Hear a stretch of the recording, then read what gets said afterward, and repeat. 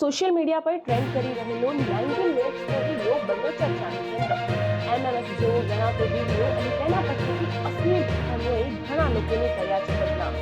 જો તમને આ વાંધાજનક વિડીયો મળી જાય અને તમે પણ આ વિડીયો શેર કર્યો છે તો સાવધાન થઈ જજો, કારણ કે આ ગંભીર કાયદાકીય ગુનો છે। જાતીય કૃત્ય દર્શાવતી સામગ્રી પોસ્ટ કરવા પર કાયદો ખૂબ જ કડક। આઈટી એક્ટની કલમ 67A હેઠળ પ્રથમ ગુનામાંથી 5 વર્ષ સુધીની જેલ અને રૂપિયા 1 લાખ સુધીનો દંડ થઈ શકે।